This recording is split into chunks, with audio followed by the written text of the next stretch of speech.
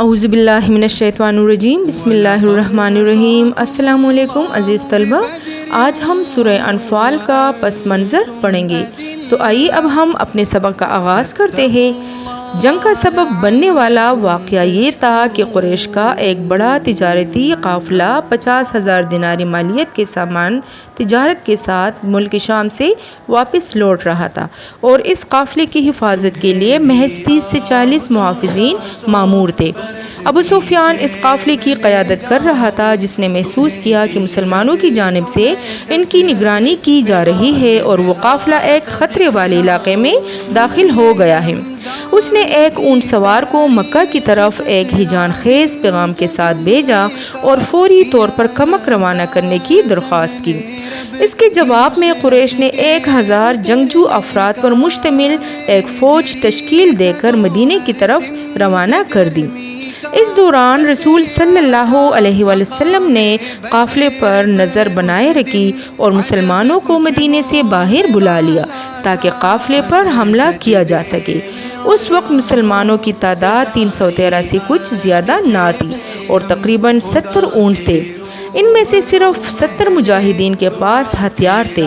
جب مسلمانوں کی فوج بدر کے پہاڑیوں پر پہنچی تو حضور صلی اللہ علیہ وآلہ وسلم اور ابو بکر رضی اللہ تعالیٰ عنہ نے معلومات اکٹھا کرنے کے لیے خود اس علاقے کا معائنہ کیا اور پتہ لگا لیا کہ قریش کی فوج بدر کے قریب پہنچ گئی ہے۔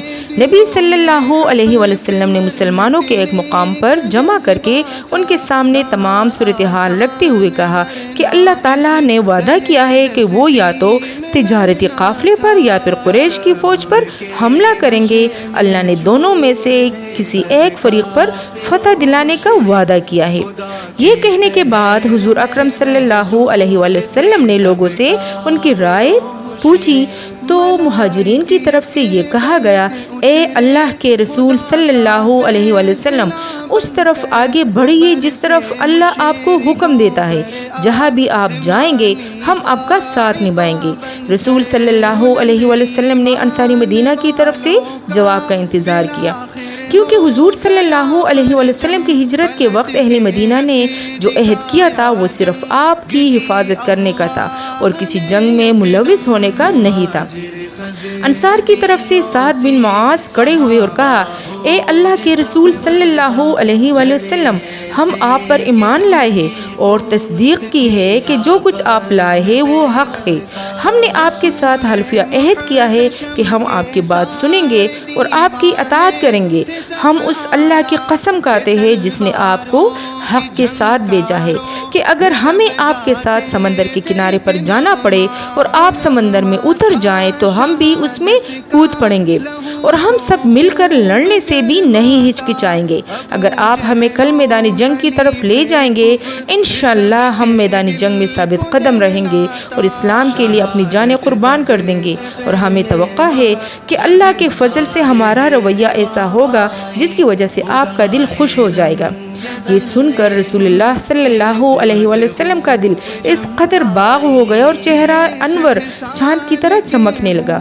پھر طے کیا کہ مسلمانوں کی فوج دوسرے دن قریش کی فوج کی جانب قدم بڑھائے گی۔